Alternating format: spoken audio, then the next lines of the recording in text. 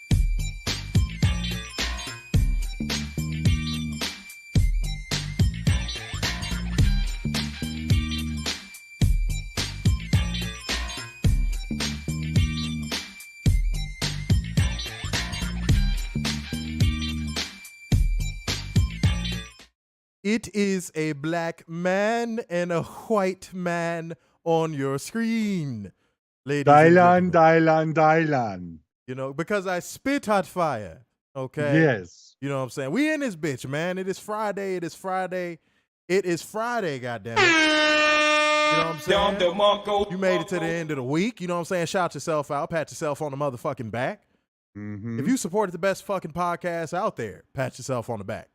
Yes. If you watch SpongeBob, Patrick, that's all you need to do, ladies and gentlemen. That is all you need to do. Thank you for your patronage. But WWE proceeded to do something tonight that, you know, if you have a sound mind, a working mind, a mind that thinks in a revolutionary way, they got a crowd tonight we'll probably never see again after this weekend. Ladies and gentlemen, they are in San Juan, Puerto Rico, so that means welcome to your WWE Smackdown live review. It is your boy, Mr. Starksan. Big Dub. That's out to Puerto Rico women. Yeah. We're not mad at y'all. We're not mad at y'all. Y'all gave us the Lena Vega. We're not mad at y'all. Not mad. Y'all could have kept J-Lo. Well, now J-Lo. Yeah. But you know, it is what it is. It is what it is. And guys, we got to talk about this show. And we obviously have to cover AEW Rampage. And you know what? I am so glad that AEW Rampage is going to get first dibs tonight because it was on earlier. Mm-hmm. You know what I'm saying? 5:30 Central, 6:30 Eastern time that no one cares about. And then fucking whatever time it was in California. You know what I'm saying? I think a good portion of people are in Fuck the New Eastern York. time zone. Nobody cares. Well, yeah, fuck them, yeah. Nobody cares. And Boston too. Fucking racist ass. Mm-hmm. But yeah, shouts out to everybody that is in here from coast. Everybody gets love. If you are in here from Puerto Rico, we love you. No pause. No pause on that. We love you. Okay? All right. Y'all got a job to do the moment y'all step y'all asses in here. It's not a very hard job, not a very difficult job. It is being a part of the like gang, comment gang, share gang, and donation gang. 3 donations will send us to check. You know what I'm saying? We need to hit our donation goals tonight.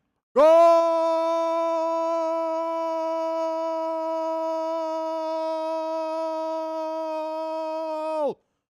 They love soccer in Portland. Okay.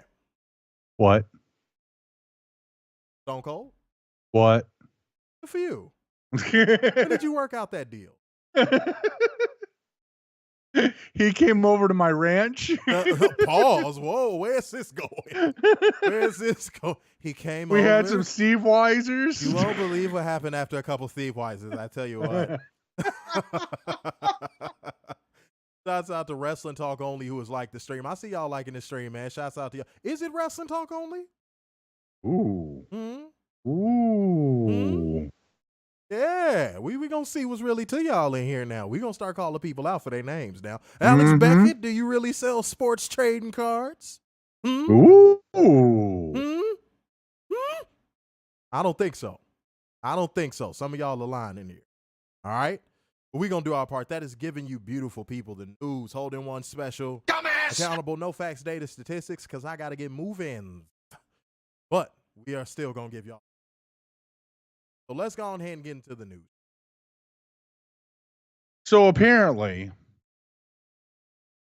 WWE is now a high school graduate, What? or soon to be high school. Just I'll tie it in. So apparently, WWE is now giving verbal commits for WrestleMania, because according to the president of the Tennessee Titans, WWE WrestleMania 2027 will be in Nashville, pending new stadium. Ooh. New. Okay, I saw the stadium. Looks nice. I'm going to be honest. It looks like every other fucking modern NFL stadium that's been built in the last 10 years. It looks pretty run of the mill. Yep. I'm going to be completely honest, man. Shouts out to Nashville. Nashville is a lot of fun. Tennessee can be fun. Do I think that the wrestling fan base in Tennessee is that great? Nah, I don't think so. Not since the Indies left. Yeah, and I mean, like, obviously Memphis has a rich history. Right. But, like, I don't know. Like, Nashville for SummerSlam, it was okay from what I heard. I heard the turnout wasn't all that great. No, I think they did like 30, 35. Yeah. So I don't know if that's necessarily the best move. Like, people are going to travel for it. I get that.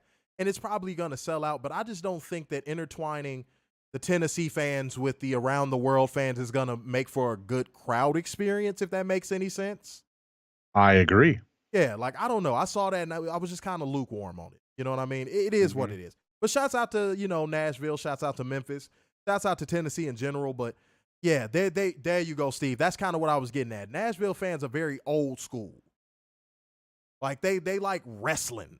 They don't like this new shit. They kind of like, all right, we'll pop for. They don't like talking. Yeah, they don't like that shit. They just don't. You know what I mean? And I mean, let's look at it this way too. Tennessee saw a lot of prime Impact Wrestling. Prime Impact Wrestling. Yep.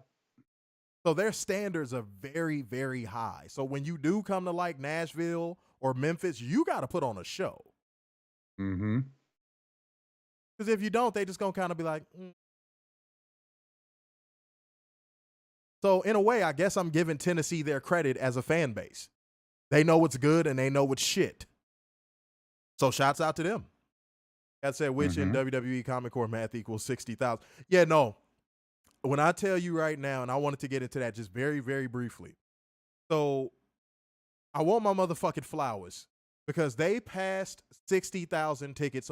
I heard it was 65,000 tickets that they actually passed, but I think Tony Khan's trying to be humble.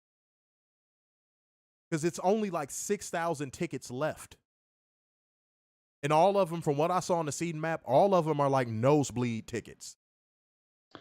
And it's roped off. Well, and there's still some sections that are roped off, which Tony could totally open up. Easily. So they've almost sold out their entire allotment of tickets, which I'm assuming, if I'm doing the math right, which I'm assuming based off of what I've seen on numbers, 70,000 were probably available. So let's keep it a buck. If Tony Khan opens up more sections, who's to say this doesn't get to 80? Who's to say this doesn't get to 80,000 tickets sold? According to WrestleTix, it's at 6,129 that are available right now, and that's of 10 hours ago. So it's about, they probably sold about 63K. Right. Okay.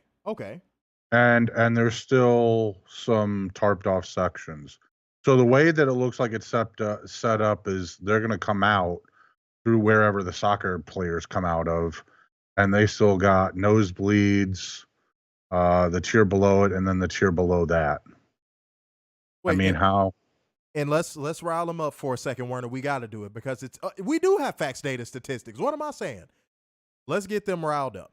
Look up this exact number, but if I'm not mistaken, Clash at the Castle had 54K.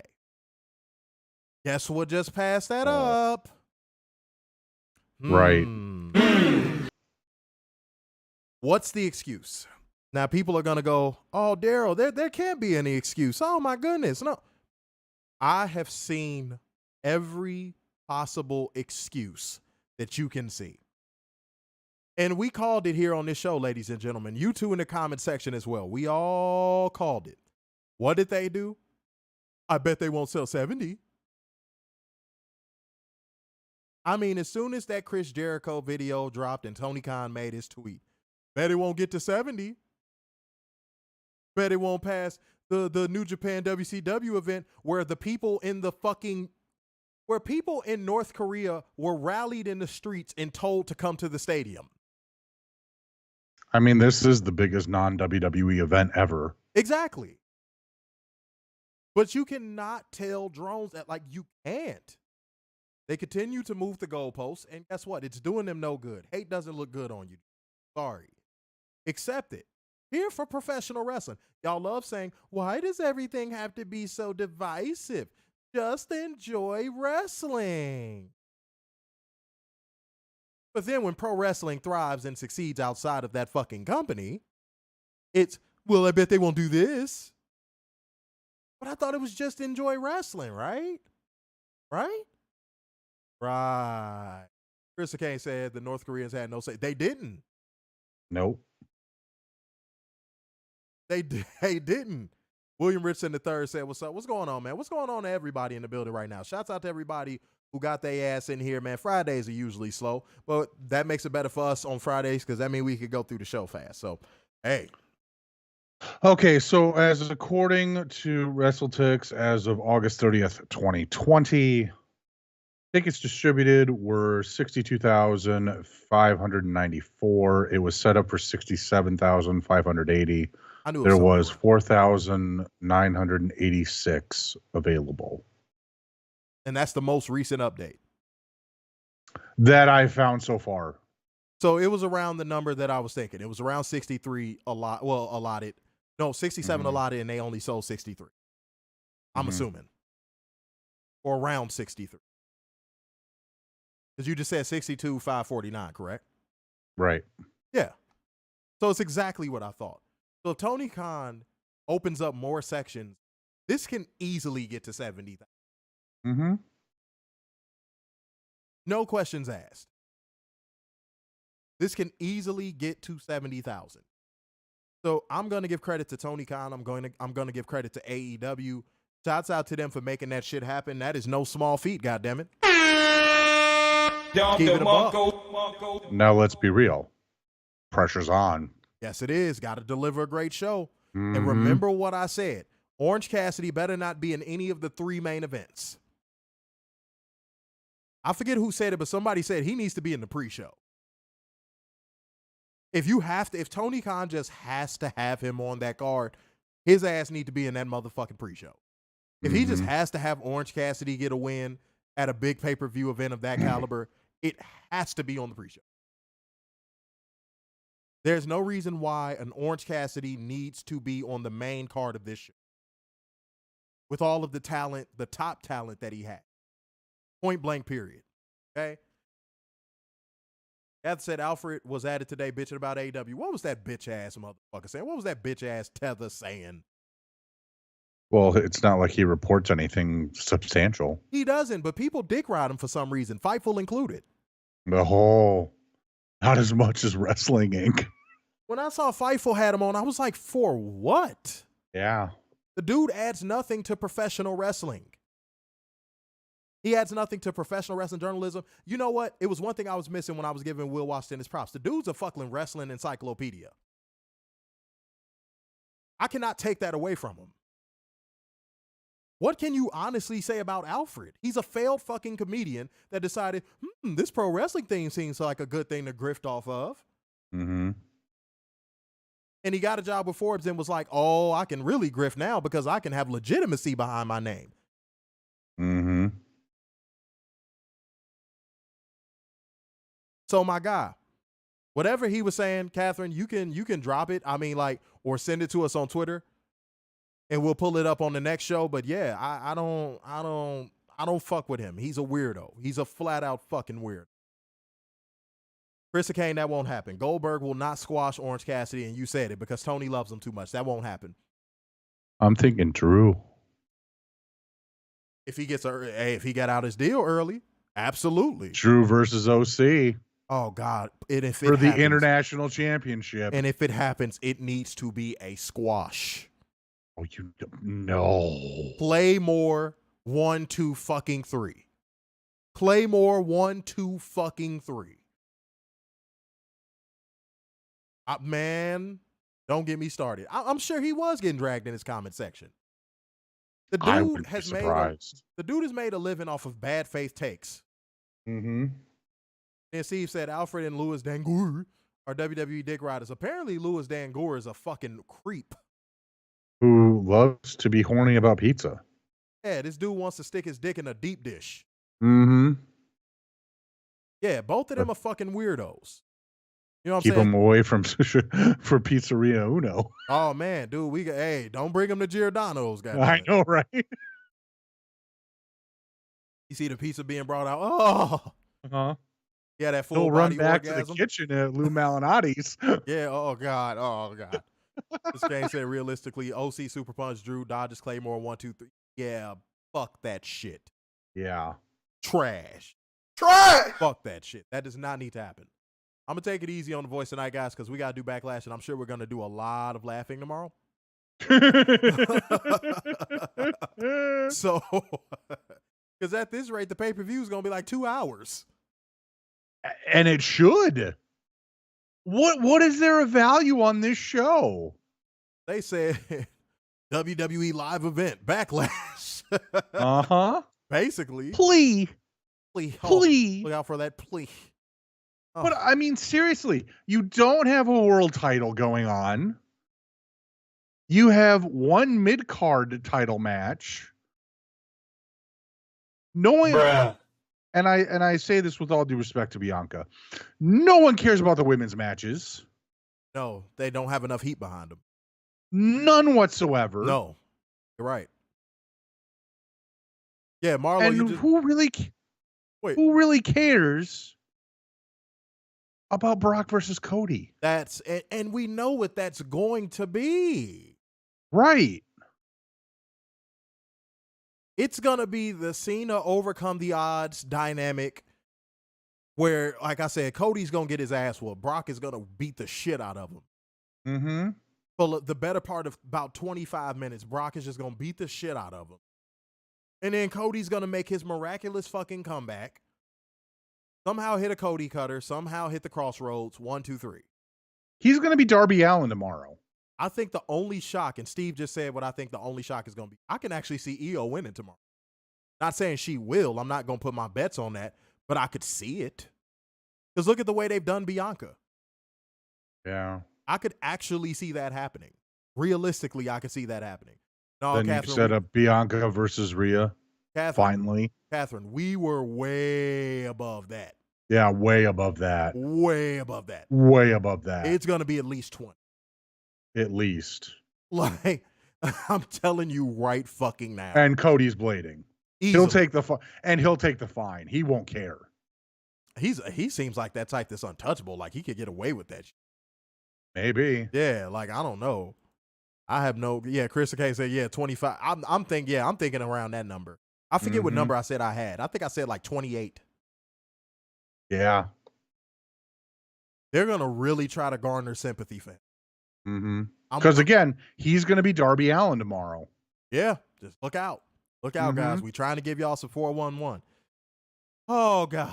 All right, guys. The indigestion has started. People that we can't give 411 because they're just simply fucking idiots, baseheads, and they don't know exactly what they're doing with their lives. Y'all know exactly who I'm talking about and what this segment is all about. Put it in the comment section. Even if you assholes don't, I'll tell you anyway. Time for us to hold one special. Dumbass! Accountable. It is time for Drone. So this is from Twitter. And it is from a 90s black lesbian. What the fuck is going on, man? Named Just Alex. Oh, yes. We are living single. Yeah. Okay, that bitch made motherfucker. Yeah, sure. Yeah. All right, for sure. He says, and I quote, "Okay." You said it like Because he is one. He said, okay. Okay. Go ahead. Real talk. Stop it. Stop it. If I was a creative writer in WWE, I would be pushing hard, pushing a championship on Dominic Mysterio. Oh, This God. type of heat is rare nowadays, and they need to capitalize on it. I am floored by these reactions to him. Hit the button. Oh, God. Give me a fucking knife. That dude is such a fucking pussy. Mm-hmm. Guys, I swear to God, did we ever tell you guys what happened I don't think we did. No. So, guys, I created the sound offs for the page. And, guys, I've done so many of them over the course of time. I've done them on the original page, the new page. Mm-hmm.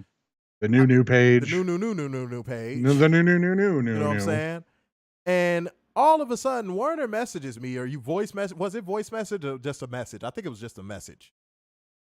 No, it was a message with a picture. Yeah, he sends me a screenshot of this motherfucker still in our entire format, down to the emojis. Mm-hmm. And I was like, oh, no. See, we was letting that little pussy boy live. We were letting that little pussy boy live. We didn't say nothing. But live. We were letting him live. And I don't have an iPad to steal, so. No, you don't. No. And guess what?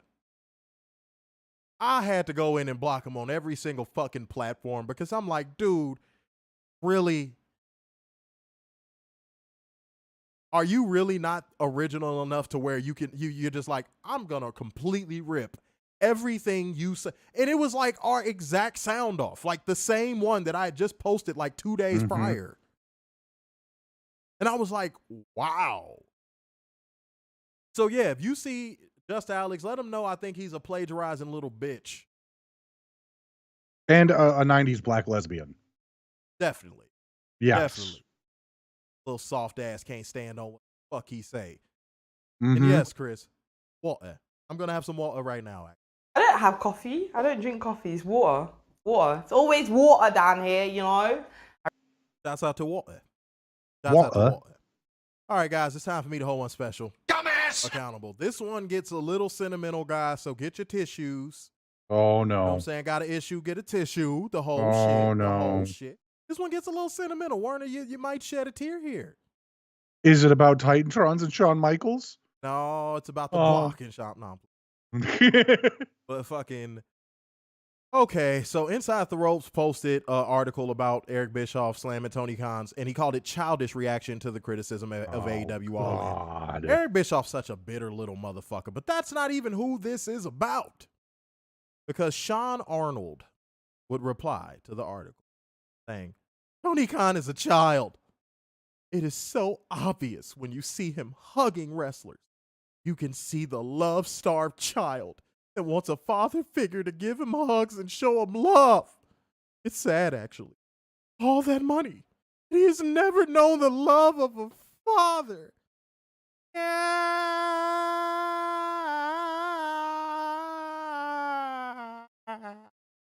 Dumbass!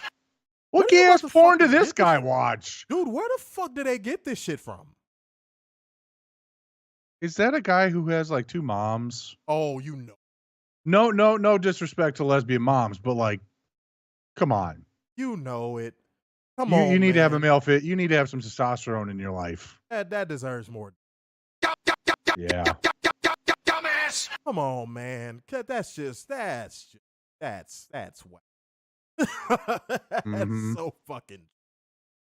Cut it out. It's like y'all moved on from the coke and now y'all talking about him hugging wrestlers. It's like the vicious cycle of Tony Khan haters. Coke jokes getting old, go back to hugs. Hug jokes getting old, go back to coke. Horny. On, by the way, before we get into Rampage first. Tony Khan needs to learn something because I think he's getting a wake-up call he probably didn't expect to get so soon. And when I say so soon, AEW is still relatively new in regards to professional wrestling terms. Mm-hmm. But that is no excuse. But I think Tony Khan's getting a wake-up call in the ring. Because now they're in the 700,000s. Mm-hmm. They're getting close to NXT numbers. Tony Khan, if that's not telling you, stop booking fucking dweebs, I don't know what will. Now, if you were like WWE, where even in spite of all of the fuck shit they book, they always have that marching fan base of drones and fed walkers, mm-hmm. and still maintain a rating. Now, if you were in that situation, book Orange Cassidy as much as you want. What can we say? Right. But dude, they're basically, your fan base is basically telling you, we don't want to see this shit. And the reason why I think me and Werner were surprised, I forget which Dynamite it was, but it was a Dynamite in between all of the shitty ones that was actually really good. And we were like, why didn't that get a higher rating? Then I thought about it. I said, those same fans that are probably lapsed and are probably like, fuck that, I'm not coming back to see Orange Cassidy beat a 7-foot guy. Mm-hmm. Probably didn't watch that show because they were just like, no, I don't want to see this again. So Tony Khan is making a bad habit of squashing good shows in between really, really, really shit.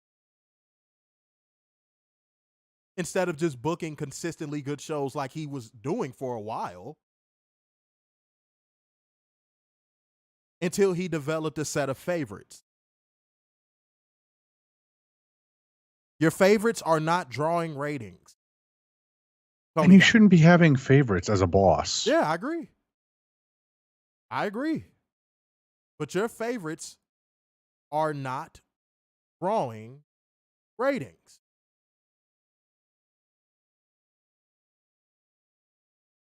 People want to see Jamie Hayter do title defenses like she was doing.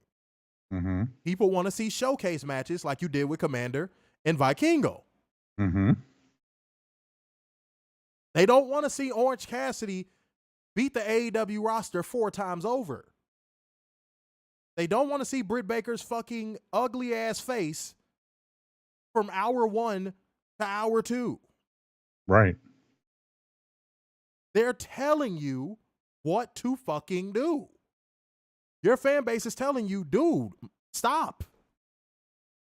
And Werner just said it. What's going to happen if you get down to NXT numbers?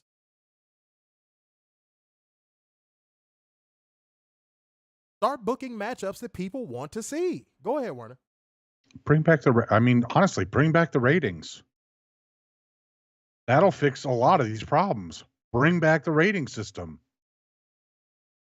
Make this the sporting event that you wanted, that you were telling us for 9 months when this first started up. And we're going to use analytics, and we're going to do this, and we're going to do that. Which, still waiting on those analytics stuff, but I mean, let's be real. The ranking system would fix this quickly. And it made for such a good conversation piece for the AEW fan base. Right. Which is another reason why I don't know why they got away from it. Good, bad, or indifferent, it was a talking piece for your fan base.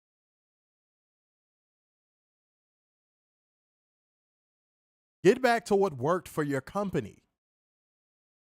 Showcase matches with feuds intertwined in between those matches. Mm-hmm. And solid wrestling. That's all you got to do. Go back to the formula that worked. But for some reason, you don't want to do that because you're afraid Britt Baker will bust in your fucking office and shoot you with a fucking Karen gun.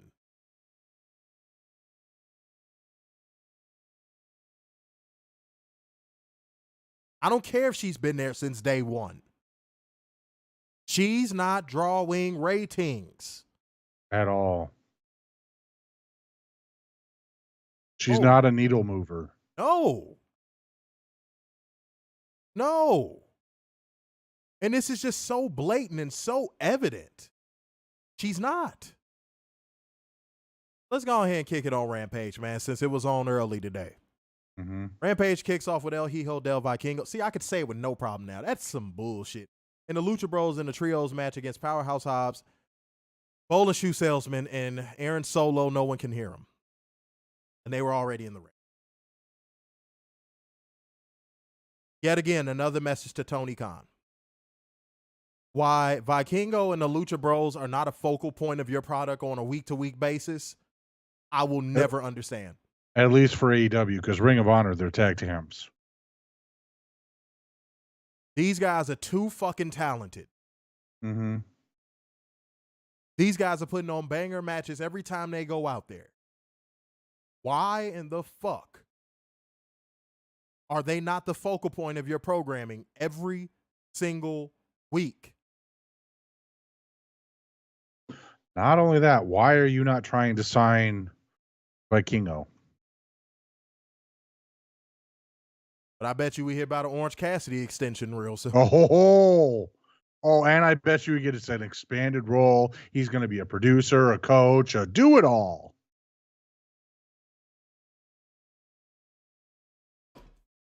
I'm not feeling it. And hold on, who said that? Fernando said this match was fire as a result of the Lucha Bros and Vikingo. Hmm. The only credit I'll give on the other side is QT Marshall did some decent selling in this match, and so did Aaron Solo. Powerhouse Hobbs looked out of place in the fucking match. He just looked out of place in this. And then they made Powerhouse Hobbs look like a fucking idiot at the end of this match. Because Hobbs got distracted by the fucking Power Ranger, which left the Lucha Bros inside to put Aaron Solo away with the tandem top rope stump into the package pile driver for the win. Yeah. Why the fuck would the Power Ranger be a priority to Powerhouse Hobbs in a match where he's a competitor? You just made him look like a dumbass.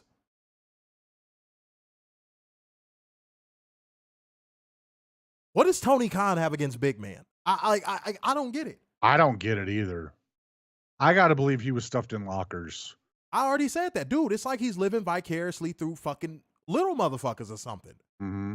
Especially Orange Cassidy. I do not get it. And like that's sick. I don't know if it was, it was a 6:30.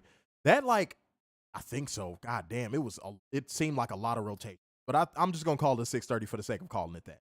But that 6:30 corner Hurricane Rana that Vikingo did on QT Marshall. Jesus. Beautiful. You know who he gives me vibes of? He reminds me of Prime Rey Mysterio, where you wanted to tune in every week to see what he would do next. That's what he reminds me of. I was singing that in Psychosis. Psychosis wasn't even.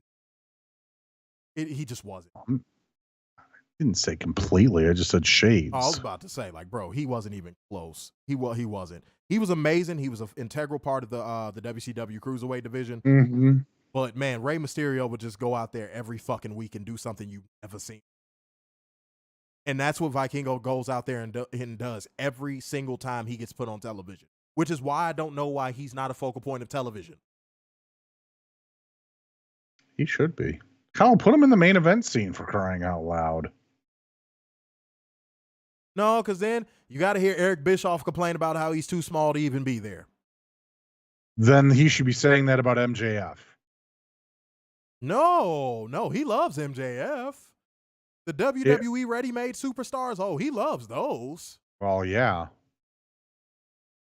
Oh. But if they're so ready-made, why aren't they already there? Oh. Ask Eric Bischoff that. Oh. Well, if he had the balls to come on this show, I would. But he doesn't. Vince doesn't. Tony doesn't. You know, anyone with substance doesn't want to come on here because they don't want the smoke. Let's keep it a buck. Eric Bischoff is a keyboard warrior. Eric Bischoff hides behind his keyboard. Mm-hmm. Same with Chuck Cornette. And he hides behind his racism. That too. Because he knows a bunch of other white supremacists will protect him. And his wife. Well, everybody hides behind his wife. Yeah, that's true. Just saying. William Richardson III said, "You're not. Damn, slow down, y'all. Calm down, Damn, dude. We just started.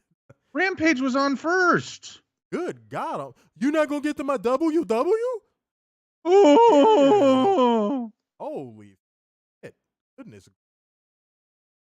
Let's get I going want to so we talk can about that calm- awesome Michael Cole call. Let's get going so we can calm William Richardson down. Apparently. Good God Almighty. The like gang, comment gang, share gang, donation gang. 3 donations. Send us to the necessary love as soon as you come in here, man. Wipe your feet on the way in. It's easy stuff. It's easy stuff. All right, we get backstage footage of an irate MJF after Dynamite went off the air, and we don't give a fuck. No, because it doesn't mean shit. Chris Jericho finally did something funny again. He's interviewed at his locker room door, and and Lexi there is like, "Yeah, it's Lexi," and Chris Jericho's like, "Are you sure?" Like, Thank Yes. you for your patronage. I don't know now. I'm not gonna lie, that got me. I was dying laughing at that. I'm like, "Are you sure?" What? Every time I'm in the street, I hear man down. Realized he had to do it. Yep. But Chris Jericho apologizes for being unable to perform his commentating duties due to Adam Cole's recent attack. He's trying to ensure that Cole will not be allowed to share the same building with him going forward.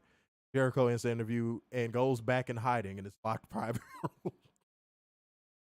Okay, so guys, if this isn't evidence CM Punk is coming back, I don't know what is.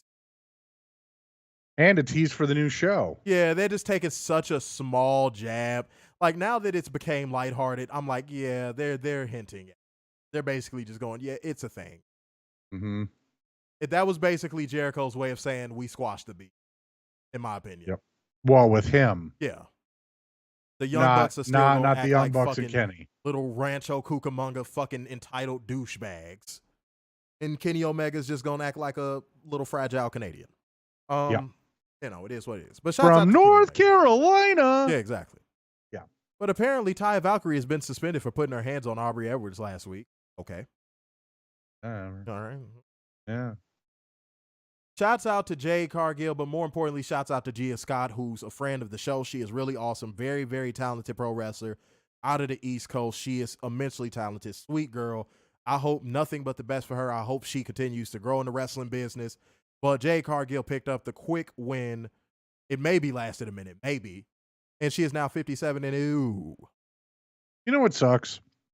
Vacuums. Now that, well, yeah, that. Okay. But now that Dark is going away and Elevation's going away, like Gia Scott now doesn't have a way to get a win back or showcase what she can really do. Darker Elevation. but, I mean, really, I mean, let's be real here. That was a great showcase for those people, and now that's gone. I don't know why. Just because we got 2 hours on a Saturday night, we can't still do those shows. Maybe scale it down a little bit and not have a 2-hour Tuesday. Maybe scale it down to an hour or something. But like, you could still do that. So that's what they said Rampage was going to turn into? Yeah. So I don't know how to feel about that. I mean, we'll see.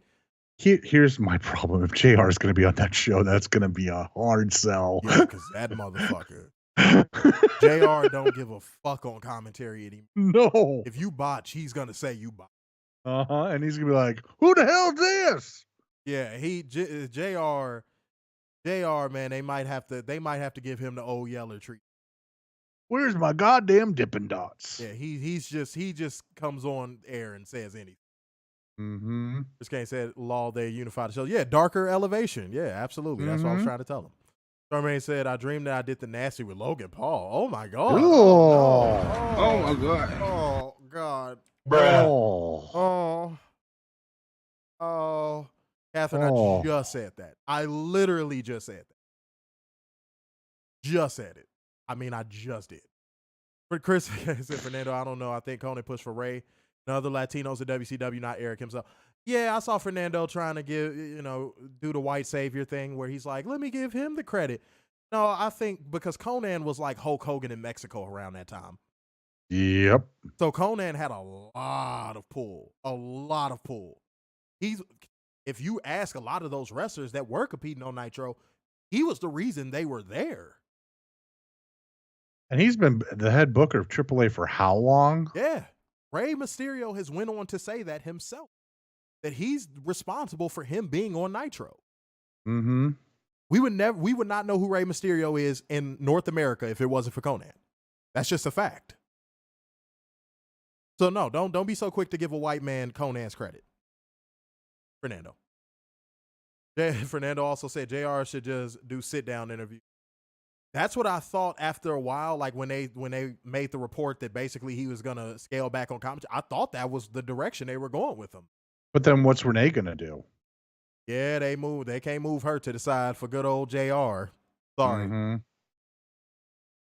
I mean, every once in a while she dresses, See, Butler, I'm not going to talk about Ashley D'Amboise. I'm not going to do it. I'm not going to do it. Oh. Bang, bang, bang, bang. That said, also heard Renee has stopped her podcast for a while. Wonder if it has anything to do with Brothers Discovery, on and all AEW content on channels. No, it seems like Tony Khan is sweeping into the dustpan with everybody's podcast. It really does. It really just seems like he's like, you guys are exposed to too much backstage stuff. Sweep. Mm-hmm. Mm-hmm. But hey, we still have our own podcast, AEW Unrestricted, Which with Aubrey no one Edwards and Random Person. Yeah, no one listens to that shit. I'm going to be honest. Nobody listens to that shit at all. So, Tony Khan, instead of worrying about what people are saying on their podcast and making them end it, how about you just get control of your backstage environment so there is nothing to talk about the backstage environment? What a concept. Just saying. Just saying. That's all. We just throwing out ideas. That's all we can do on this show. We just throwing out fucking ideas. Hold on one second. It is what it is, though. If she is indeed ending the show, hey, it is what it is. We got 15 people over on Facebook, 6 people over on YouTube. Shouts out to everybody in here. Bang, bang. We are bang, cooking on bang, AEW Rampage right now, so let's keep going with that. Mark Briscoe is backstage getting ready for his match. With Preston Vance, he is interrupted by Jeff Jarrett and his crew, and we wish they would go away. God. Who say they are ready to take the AEW World Tag Team titles from FTR. They asked Mark to pass the word to FTR about their intentions for a tag title match at Double or Nothing. I don't know what the fuck the end of this shit was. I'm stopping right there for a reason. I don't know what the fuck the end of this shit was. Therefore, what was the reason? What was the reason? I had a reason. What was the reason? I had a reason. What was the reason? I just explained the reason. What was the reason, bitch? I don't need to explain myself to you. And What was the reason? Oh, Catherine, I forgot you got smoke with Aubrey Edwards. She said, I'm not listening to that shit with that suck-ass ref on there. Well, it gets 10,000 views on YouTube. For That's with Preston Vance. For AEW's reach, they should do way more than that. Well, it's on the TNT page. That's the problem. They should do way more. Marlo said, you mean AEW All Access? No, they have a podcast. No, there's a podcast called Unrestricted, and it's been since day one, before All Access was even thought of, probably. So I'm Chris, I'm gonna touch on that comment after I get through this, okay? So Mark Briscoe obviously defeated Preston Vance. No surprise, he won with the J Driller.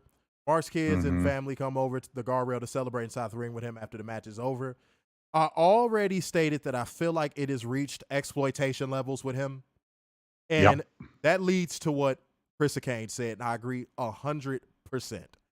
He said, I think Mark Briscoe should take a break from AEW and then make his comeback to Ring of Honor when they make a proper storyline for him. Yes, they should. Yep, I agree. We could, and I said this, we could easily have a Powerhouse Hobbs, Mark Briscoe TNT title storyline right now. Right now. Mm-hmm. And they said, nope, we're going to tie you to Jay Lethal, Jeff Jarrett, and his band of merry cunts. Mm-hmm.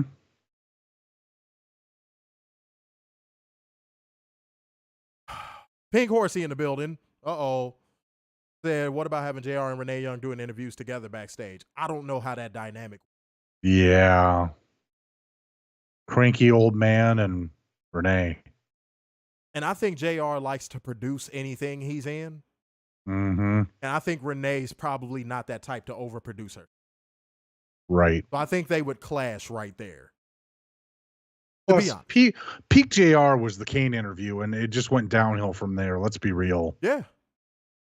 That's what we're going to start doing, guys. Like I said, every time we come on these shows, we just going to start being completely upfront because we know it's a lot of things that y'all don't like seeing the curtain get pulled back on and not hearing the unpopular opinions. But what Werner just said is fucking true, man. Mm-hmm. And let's keep it a buck. It got to a point of JR's commentary career where he just started relying on catchphrases. Like King. He went over to New Japan and was clueless. Yeah. Go listen to JR's New Japan commentary. It's awful. Uh-huh. It's awful. It's god awful. It's like hanging And Josh the Barnett motherfucking couldn't mic save off him to save his life. But Dustin Rhodes' interview backstage. AEW's coming to Austin, Texas on May 17th, which is yard. Then he's attacked by Brian Cage from behind. Pause. Swerve Strickland is there too. Pause. Keith Lee chases them away. Pause. I'm guessing there's going to be a match between them on May 17th. Okay. Okay. All right. Yippee. Dustin Rhodes is like the older Orange Cassidy at this point. Anybody that gets tethered to him in a storyline just dies. Yeah. We give Dustin Rhodes credit for still being able to go in the ring. Yeah. But when you're tied Please, to him, no more Canadian destroyers. But when you're tied to him in a storyline, you might as well just consider that your death blow. Mm-hmm. But Anna Booty and Julia Hart each cut promos on each other, which was do it just yet, calm your ass. Oh. They will wrestle in a no-holds-barred match on Dynamite. And a trios title match between House of Black and Bandito and Best Friends is also added to the card. And Claudio will face Rey Fenix in a double Jeopardy match. Why the fuck is Bandito a third wheel in the fucking Best Friends? Fifth wheel. Fourth wheel. I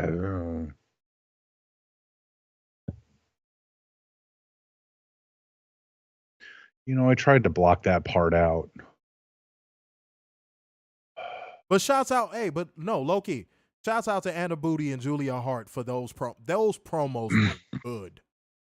Their feud is really picking up steam. Julia Hart is just, can I be honest? Julia Hart is just like a level above all of the women in the division promo-wise. Yeah. And you want to know why? Because she's paired with Aleister Black. And he is helping the shit out of her. Like, it's not even close. It's not even close. Like, watch Julia Hart's promos, and you'll listen to all the other promos from the women, even Britt, and just be like, oh God, it's not even like a competition. Mm-hmm. Robert said, yeah, he's tougher than a $2 steak. Yeah, you know. Goddamn Dippin' Dots. Straight up. Yeah, Catherine, Anna calling her a spooky bitch was mad funny. Yeah, I wish we could pack Best Friends to fuck up Marlo. Oh. I wish. I fucking wish it was that simple, my guy. But something that we don't need to pack up, we need to actually get on right now is the like gang, comment gang, share gang, and donation gang. Hit the Cash App. Hit the Streamlabs link. Both are available and accessible to you. 3 donations will send us to church. Let's get this shit popping, y'all. Go ahead. 8 people on YouTube, only 3 likes. Oh, we could do better. What the hell? We can do better than that, guys. Come on now. We could do much better than that. Get those likes up. Talk about slobber knocker. Chris Kane said, yep. Top of the mud hole. Yep, Julia Hart has so much potential. She is getting more popular every time she gets more TV time. Now all she has to do is prove it in the ring. Yeah. That's it. And let's keep it real. This was the old page, guys, but we're going to say it on the new one as well. We've always thought Julia Hart had potential. Yep. We've always pointed at Julia Hart and went, there's something about her. Even before she got the gimmick she has now. You could just tell there was something there. Mm-hmm. And I'm glad that she's finally leaning into what we thought was there. Straight up. That's just all it is. But let's keep it rolling. Now it's time for the Firm Deletion match. What the fuck was this?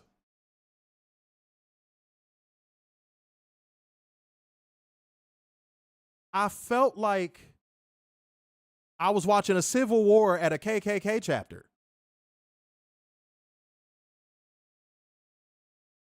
What was this? If Isiah Kassidy wasn't in this match, somebody would have thought that they was watching a goddamn cheap-ass movie. Mm-hmm. And I think me and Werner said this. This has ran its course. Big time. Stokely Hathaway is not fucking funny. No. Isiah Kassidy is talented, but he needs something he can sink his teeth into, and he needs his partner back. Not only that, he doesn't need to be in cinematic matches. This was garbage. Trash. Gutter trash, Duke juice, ass cheeks. Trash! I'm not even going to waste my time going through this. There was nothing funny about it. There was nothing clever about it. This has ran its course. It's jumped the shark. Jeff Hardy fucking lit up something at the end. It was weird. I don't know, but obviously the Hardys team won. No shit, Sherlock. Of course, Reby Hardy's fucking Karen ass had to make an appearance. Of course. This was so cringe and it was so bad. They never need to do this again. It's very indie. Mm-hmm. Very TNA. Yeah, just don't do this again. Don't do this again. Let Jeff Hardy and Matt Hardy have their little final run. Pray that Edge and Christian Edge comes over so they can run that back one more time. No, they're too busy going to Maple Leaf games Like, with Brody Jr. Just fucking do that and just let them ride off into the sunset. Because this shit is garbage. Fucking trash. Chris said orgasmic Isaiah. What? Maria said, I've seen cheap porn better than this segment. Why you watching cheap porn, huh, Maria? Huh? Oh, she thirsty for the women. I see what's She's going on. very thirsty for the women. I see what's going on. Shouts out to Kirk Becker being in the building, man. Mm-hmm. Yeah, I see what's popping. All right, Maria. A freaky ass. Chris said, I ain't finna lie. When Stokely said Tony Khan will pay for his crimes, like, what the fuck? Because he's such a fucking cornball. He's such a lame ass. I don't know. I don't see his value. I didn't see it in NXT. I don't see it now. What? Everybody overhyped him to the point of where he got to the dance and people are just like, okay. You know who I really would have rather seen than Stokely Hathaway if they were going to do this match? To be completely honest, Prince Nana. That would have been more enjoyable than Stokely.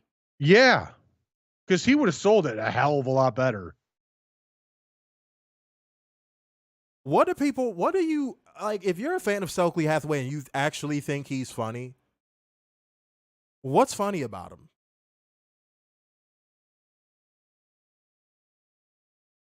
What's funny about him? I've always said he acts like a caricature of a 90s comedian from Def Comedy Jam. His jokes are mad outdated. He's like a walking 2010 meme. His facial expressions aren't even that back fucking in 2010. funny. We can't talk at the same time. What'd you say? I said, were memes even a thing in 2010? Yes, they were. Okay. But fucking, what is it? What is, y'all hyped him in NXT. He made it to Gotcha, AEW. bitch. What's funny about him? What's the hype? His Twitter isn't even funny. People are like, oh my God, he's such a great manager. That's another thing. People, he's so funny on Twitter. Where? He's white people, black man funny. He's that black dude I don't that can think make he's a funny. No. I'm talking about white people that make way more money than you and wear fucking Brooks Brothers clothes. Oh. Those So New white York. people. He can walk in. He can walk in a room full of those white people and have them in fucking stitches. Because he's a walking fucking stereotype. A walking outdated stereotype, but a walking stereotype nonetheless. But other than that, he's not fucking funny. He's not. He's not charismatic. What is he? What is he? Yeah, Chris, you knew out the gate what I meant by that, but it is 2 R's in my name, sir. But fucking, yeah, you know what I mean by that. Like, what's to him? No, Maria, when Kevin Hart didn't have as much money as he had, he was 1,000 times funnier. He got money and then he became white people. Kevin Hart got a bag and instantly became unfunny and unrelatable. It's when he got paired up with Dwayne. Goodness gracious me. No, dude, he became unfunny way before that. Cut it out. Stop the blind hatred. But fucking... No, I'm being honest. I thought he was funny happened. before. I watched his comedy specials, followed his whole career. No, after Laugh at My Pain, Kevin Hart went to... And that was, 2 years before Central Intelligence? Was it? Yes. Laugh at My Pain came out in 2010. I remember him like Soul Plane. Kevin Hart got a little bit of money, and boy, once he got that bread, oh my God, he instantly became unfunny. Mm-hmm. Instantly. Like, just like that. Like, it was fucking magic. Catherine, Mark Quinn wasn't going to show tonight because Mark Quinn is like injured. Like, injured. Mm-hmm. Robert said, I never got his character. Chris said, I think Stokely thinks he's Carlton, but not funny. I don't even think he thinks he's that. Like, I don't know what he's trying to do. No, Stephen A. Smith is a fucking coon, and no, he wouldn't be better than Stokely Hathaway. The both of them could get packed the fuck up, Maria. And he's too busy dick sucking Roman Reigns. Oh, and just to inform you, Maria, just in case you thought this, black people don't find Stephen A. Smith funny. We all think he's a coon. Okay. Big Horsey said the Hardy Boys need Lita if they want a retirement run because it'll be weird without her because she's part of the Hardys team extreme in history. That's not going to happen, bruh. Not with Rebby still around. Yeah, that's not going to happen, bruh. Sorry.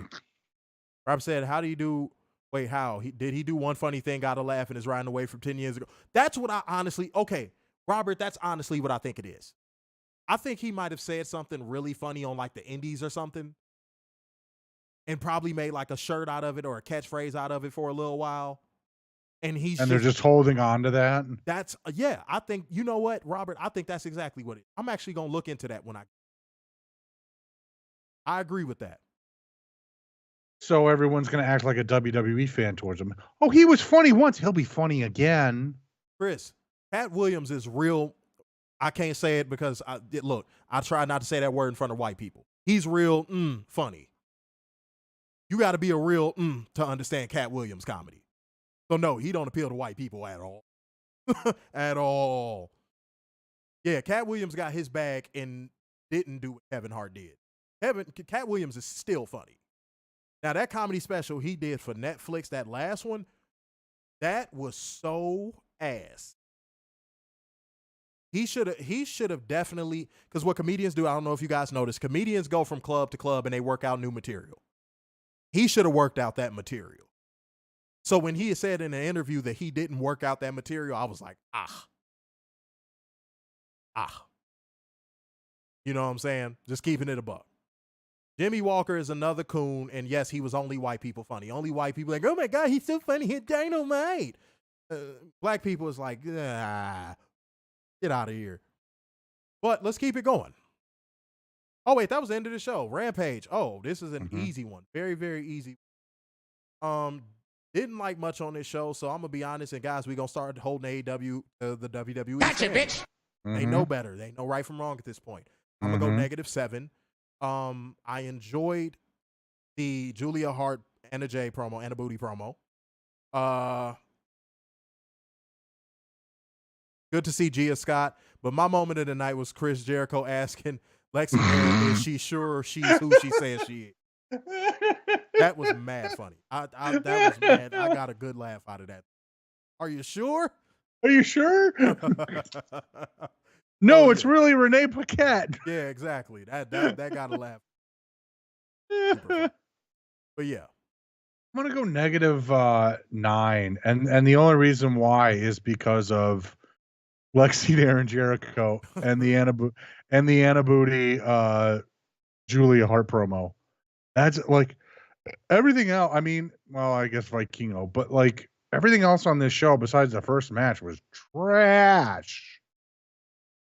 It was, I mean, honestly. you're booking this like a Z show, and TNT is paying you good money for a Z show, and then booking it in such a fucking linear fashion. What? Like, why are you booking like just like on this line? Like nothing feels greater than the other on Rampage. Everything is booked with like equal importance, but not in a good way, if that makes any sense. right? Like Jade Cargill should be a bigger deal than fucking Stokely Hathaway. Yes. You see what I'm saying? Technically, Jade Cargill should be the biggest thing right now in AEW. I agree. With her winning streak. That's. I mean, if they're gonna attach the Goldberg gimmick, streak gimmick to her, you got to start putting her in main events. That's just the problem. Like, you shouldn't book everything with the same importance. Mm-hmm. I don't know why they book Rampage like that, but they do. Like, it's strange. It's such a strange thing. And oh yeah, the opening match, and how the Lucha Bros and Vikingo performed saved it from being like a -10 for me as well. Right. Fernando, you're gonna have to ask that question on the STS stream. That's a long story. I said rating 6 moment after Jericho got done and shut the door. He said lock the door. I didn't notice that. I didn't notice that. He was the only one. That's the funny. I didn't notice that. That's mad funny. Robert said I got called in the worst. He said, "Are you guys streaming tomorrow?" Yes, we will be live for Backlash. Unfortunately. Well, we should probably be on in like an hour 30. So. Right. So shit, you know what I'm saying? Because this is going to be a SmackDown or a Raw show if you ever saw one. Yeah, I mean, it's a house show. It's basically a house show. Yeah, they have given up on booking these shows. They should have just made it a live event and just put the Backlash name on it. Yeah, they really should have. Like they did that one time for Starrcade, and everyone was all upset. Well, I ain't gonna lie to you, weren't. I was one of those people that was hot about that. Well, I understand that, but like they saw that, and now we're getting shows like this. Like, how do you own the Starrcade IP with all of the lineage behind that pay-per-view and just demolish it that fast by making it a fucking house show? Vince, what a fucking stupid ass move. And then WCW can't breathe. And then didn't want to give it to AEW for some fucking reason. Or any of the WCW IP. No, but Cody, it was like Cody wanted, if I'm not mistaken, from what I remember, he wanted Great American Bash, Starrcade, and it was one more. Was it Battle Bowl? I thought it was Bash at the Beach. No, Tony wanted Bash at the Beach. Oh, Tony wanted Bash at the Beach? Yeah. I think Cody wanted Great American Bash, and he wanted Starrcade, and he wanted one more. I think it was Battle Bowl. I cannot remember. But yeah. Which you could name that something else and still have that match. I agree. But Cody had the right idea. He was like, WWE, let me get that up off y'all real quick. Y'all not gonna do. Y'all not finna do nothing. Just give it to. And of course, WWE was like, nope. Bruh. Oh my God. What a shame. What a fucking shame. All right, y'all. Let's get into SmackDown, even though we really. So this show emanated from San Juan, Puerto Rico, and I'm going to tell you right fucking now, WWE needs to be thanking their lucky stars, praising the Lord, praising Jeebus, praising everybody that they possibly praise, because this weekend of crowds that they're about to receive, they will not see for a very long time. And they don't deserve it. They don't. I was thinking that the entire show. They did not deserve a crowd that was this enthusiastic. Because it was basically a normal SmackDown, just with a really hot crowd. Mm-hmm. But I will give credit where credit is due, something that was extremely cool. The drone shot they did to open the show was dope. I enjoyed that thoroughly. That was a really cool shot. They probably can't do that in most places because of how American arenas are set up. But that was a dope shot. That was really cool. But that is where pretty much the buck stopped. So, Rey Mysterio and the LWO make their entrance over as fucking Puerto Rico. Rey gets on the mic and cuts a promo in Spanish, and Werner blew a gasket because this is his America and don't tread on him. Damn right. You have a large middle of America audience. They're not going to understand Spanish. Go. There you go. You think people in North Dakota, Wyoming, Idaho, Minnesota are going to understand Spanish? Robert, I think it was Halloween Havoc. Yes, it was. I think the third one he wanted to get was Halloween Havoc because I remember seeing that in interviews. I think you are right. I'm going to have to double check that, but I know he wanted Great American Bash and because now NXT is using them.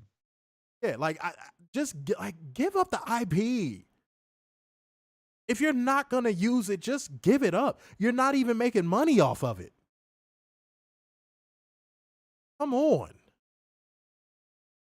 Robert said they're lucky it's not old school Puerto Rico where the fans would throw rocks back in the day. Oh, the Bruiser Brody Colon, Puerto Rico? Oh, somebody would have got stabbed. Puerto Rico was no bitch back. Oh my God. If you read up on the stories about Puerto Rico crowds back in the day, it was real to them, damn it. Boy, let a heel win in Puerto Rico. Boy. Woo! They was not playing down there no. Hey, let's look at the positive. No wrestler has died yet. Yeah, shouts out to that. You know? But he tosses it over to Zelina Vega for the promo, but before she can say anything, Judgment Day without AAR Priest make the entrance. A fan tosses an LWO shirt to Dominic Mysterio, and he tears it in half and steps on it. Judgment Day get in the ring, and Dominic starts on the mic in Spanish, but as usual, he's drowned out in boos, and I mean, boy, the same level of boos he got over here on this side of the border, but louder. That's why he should deserve a belt. But Dominic, shut the fuck up. But that's why Dominic called an audible here and just rambled through the promo because he knew that he was not going to get a word off. And apparently from what I read on reports, he wasn't supposed to do that. And that segment ended up going over time and it caused the main event to suffer. But let's be honest, most WWE main events suffer regardless. But he calls Red Deadbeat in English, but Mysterio answers back in Spanish and Rey challenges him to a WrestleMania rematch. Okay. Whatever. But Rhea Ripley, Rey! Just fighting her. So Zelina Vega steps up and gets in her face, but more like her stomach because Zelina Vega is really tiny. And Dom suggests a mixed tag instead and Rey. And the California. Here we come.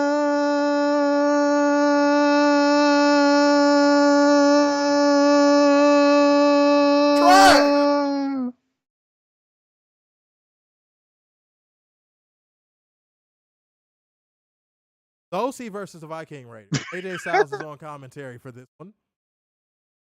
And who really cares what happens in the match because it no bearings on the product and nothing really will happen. The highlight of this one, Mia Yim's missile drop kick to fucking Valhalla. That was pretty much the highlight of the match. The crowd was hot for this one, and they did not deserve this because this match was honestly fucking dookie butter.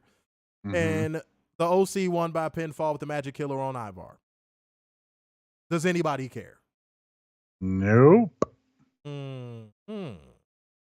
Look at that. Look at that. Rhea says Spanish promos are awesome. Sounds and looks cool. I'm going to keep going. Cather said Dom is your new world heavyweight champion. Yeah. Steve Butler said Nikita Koloff. Wait. Ring hit by a rock thrown by a kid is an epic story. You're going to have to redo that. I don't know what you was trying. English is hard. But Bianca Belair makes her interest to send us a break after commercial. Get a video recap of this spring tour in Europe like anyone gives a fuck. Gotcha, bitch. Bianca Belair gets on the mic and talks about how great Europe was and how hyped she is to be drafted to SmackDown and to be there in Puerto Rico. That SmackDown is special to her and Iyo Sky is unpredictable, but she's faced the best of the best. No, you haven't because WWE has screwed your booking. Yes. And she's proven she's always going to show up and show out. The crowd shows her love. She says she's going to become the longest reigning women's champion of the modern era. And here comes Damage Control. Bayley's on the mic, and it's an abortion. And she says Bianca is on this show, and soon enough the title will belong to Damage Control. All right, Bayley. They surround the ring, but Bianca attacks first and finishes them off. John at Io Sky backbreaker. Bayley slips out, and Io Sky blasts her with a drop kick. Damage Control put boots to her, and Liv Morgan and Raquel Rodriguez make the save for Bianca. Okay? That's what you got. That is what you got. Okay. Yeah. All right. See what I'm saying, guys? This is a regular SmackDown. This is a regular SmackDown. It's just the crowd was going insane. I don't know if everybody got a free line of Coke before they went in there, but Jesus Christ. It seems like it. Even the kids. Yeah, oh, yeah, the kids. Oh, yeah. Mm-hmm. Cocaine Jr.? Come on now. Mm-hmm. We know. Karrion Kross and Scarlett cut a promo that no one gives a fuck about. The Street Profits make their entrance over as fuck, obviously, because apparently everyone was over. But wait, we'll get to that. Street Profits make their entrance and we go to break. Back for commercial, we get a recap of Bloodline Business. And Solo Sikoa is taping his thumb, which that just looks so stupid. When the Usos roll up to hype everyone up for tomorrow's trios match, Solo says, I'm going to do my part. You guys better do yours. I said, oh no, they're giving him the Roman demeanor. Not only that, they're indicating. Oh God. I was like, they are no. indicating hard. No. Steve Butler said, oh yeah, there you go. You said he was hit by a rock thrown by a kid and his arm was gushing with blood. I believe it. Puerto Rico wasn't no bitch. Yeah. Kirk Becker said they were more excited to just have WWE there. But like me and Werner said, I don't care how excited they were. WWE did not deserve this. Because now they're going to look at this and be like, oh, they really do like this. And it's like, no, we don't. We don't. We don't. No, this is an outlier. No. We're going to get fans like this if we move outside the United States and the government pays us? What a win-win. No. T. Butler. It's all about the Latino, Asian, African, and European markets for WWE. It is, apparently. Okay, shouts out to you. All right. Imperium versus Street Profits. Montez Ford Frog Splash, they won. I'm not doing that Street Profits matches anymore. I'm sorry. And Imperium is looking like bitches right now. Go ahead. You know, I was thinking about this during the match. Montez Ford, I feel like, we should give him the same treatment that we do Ricochet.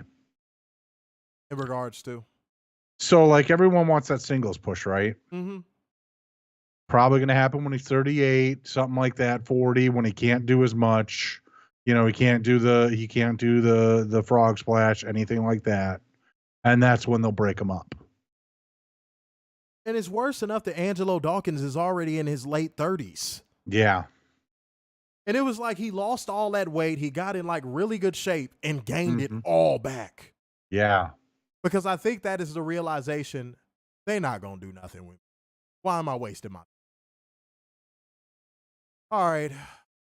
We see Cody Rhodes in his Men in Black 4 audition suit walking backstage, and we go to commercial. After commercial, we see LWO chatting backstage, and then we get a video package for Cody Rhodes versus Brock Lesnar. Cody Rhodes makes his entrance. Obviously, the Puerto Rico crowd does the whoa. When did his fucking theme song become a karaoke moment? He speaks a little Spanish for the crowd in typical John Cena fashion. He calls Brock a coward and a gatekeeper, and he wants an explanation from Brock, and he'll beat it out of him tomorrow. Pause. Mm-hmm. He admits he's afraid of Lesnar, but tomorrow he won't have time to be afraid because tomorrow he brings the pain. Tomorrow it's a fair fight. Tomorrow he leaves this beautiful island etched into his heart because this will be the first place where he got back on the road to finishing the story by beating Brock Lesnar. Trash. This was the most John Cena fucking promo I've ever heard him cut. He really is on that John Cena run from 2012. Lord. I was just like, dude, give it a fucking rest. Sounds like a fucking politician now. Like, cut it out. Good God almighty. Let's keep going, man. Shinsuke Nakamura makes it interesting. We go to break. Obviously, the crowd sung along with that, and it was karaoke night for that, too. After commercial, Matt Riddle cuts a promo on the Bloodline at length backstage while Sami Zayn and Kevin Owens stand there looking at him like, get away from us, you fucking douche. Yeah. Guys, everybody was over in Puerto Rico. Yep. Except for Karrion Kross. Yo. This crowd was hot all fucking night. And Karrion Kross came out there and the crowd didn't move a fucking muscle. You could have heard a pin drop. If that's not a sign to let him go, For the love of God. I don't know what the fuck is. I really don't know what the fuck is. Let him go, man. Yeah. Just admit you fucked up. Yeah, man. Cut your losses, dude. He couldn't even get a pop with a hot Puerto Rico crowd. Like, let it go. But Shinsuke Nakamura ended up picking up the win with the Kinshasa. Shinsuke Nakamura had to carry his bum ass, obviously. Yeah. Back from commercial, we get a hype reel for SmackDown's pulls from NXT in the draft about Pretty Deadly. No one cares. Oh No my one God, cares. Pretty Deadly. No one cares. Fucking garbage. By the way, Grayson Waller, I figured it out. He's Michael Bisping. Fucking Christ. Tell me I'm wrong. One knockout and he's fucking done. Jesus Christ. He is fucking Michael Bisping. Jesus Christ. All we need is Daniel Henderson to show up and knock him the fuck out. Yeah, well, pay Daniel Henderson to go there and Daniel, if you're watching this, tell me your number. I'll see what I can do. he's going to be like, I got $5. Take it or leave it. Pretty much. Adam Pearce welcomes Cameron Grimes to SmackDown backstage, and he didn't even look like the same person. No. I was like, who the fuck is this? He looked like a creator wrestler. Mm-hmm. But all right, cool. When Baron Corbin rolls up, and it looks like Baron Corbin is going to be Cameron Grimes' first feud on the roster, and they have Cameron Grimes do the happy to be there thing and go, did I just get my first match? I was like, oh my God. God, give me a fucking break. I can't believe I got my first match against Baron Corbin in his G-Unit tank top. Try it. Oh. Try it. Try it. Try it. Try it. Try it. Try it. This shit is ass. So, real quick. Tony tweeted out Wednesday's lineup and then posted a GIF from Beverly Hills Cop, I want to say 2. And it just says, Detroit is a very violent city, isn't it? Uh-oh. Uh-oh. Oh. No, no, no. No, no, no, no. Either it's going to get real bloody in Detroit or it's going to be a big fucking letdown.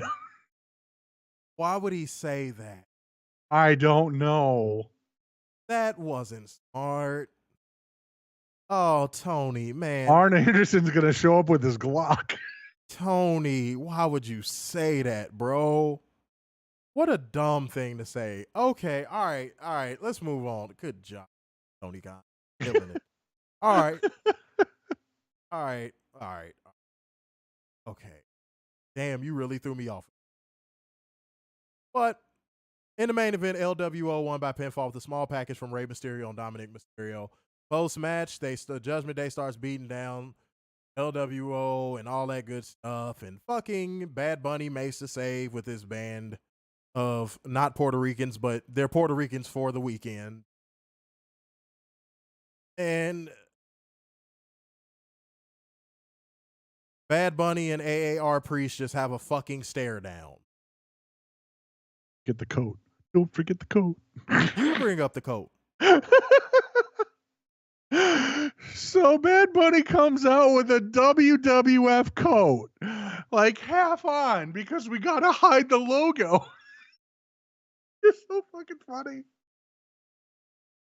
Oh, Oh, and then he throws it into the crowd and takes an LWO shirt.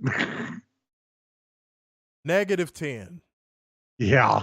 This pay-per-view tomorrow. Oh, I'm sorry. This plea is gonna fucking suck. Mm-hmm. The crowd's gonna be hot, but the event itself is gonna be Try. no moment of the night. None. Yeah, -10. This is gonna be a rough weekend. And no moment, because there's nothing there. There's nothing. God. What a fucking shit And if you guys show. are looking for, not only that, but if you guys are looking for investment ratings, it's all zeros. Oh, you ain't even have to ask me that. Yeah, I know. I'm just letting everybody. It's all fucking zeros. Top-notch booty butter, fucking Duke juice from the highest part of the fucking galaxy. Just, I mean, unrelenting gutter trash. But WWE is going to think this is the hottest shit on the planet because of that damn crowd. Yep. Steve Butler said -10, grade A Duke juice, and the brainwashed fans made it worse. Yeah, man. Yeah, man. I don't even know what else to say to it, man. It was god-awful. Tonight's show was god-awful. It was the worst. So, yeah, we gave our honesty. We did exactly what we were supposed to do. Get y'all ratings in. But let's clear the air real fast while y'all getting y'all ratings in and all that good stuff, man. Y'all got to do better on the donation front. Y'all got to do better on the like front. I don't want to hear no more excuses going forward. Y'all got to make this shit happen. Y'all make it happen for other streamers. Make it happen for us. Mm-hmm. All right? Clear the air. Breathe easy. Let the bullshit fall by the wayside. Yeah.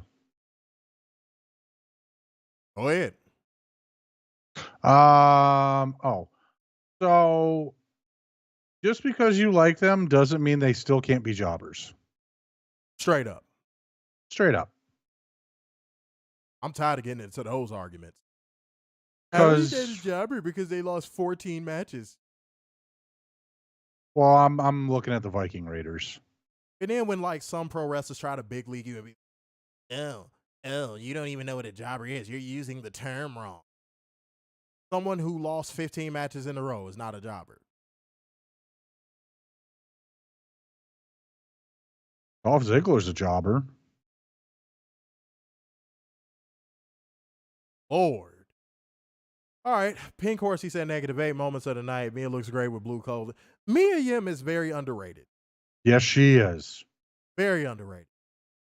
Marlo said -10, no moment of the night. Maria said, this go-home show gets a -10. Wow, I'm shocked. Too many video packages and sick of the pandering to the Latinos. I'm a proud one, but damn WWE. Yeah, it's pandering at this point. I agree with that. It is pandering. We get it. They're in Puerto Rico. Lena Vega's Puerto Rican. So is Bad Bunny. We get it.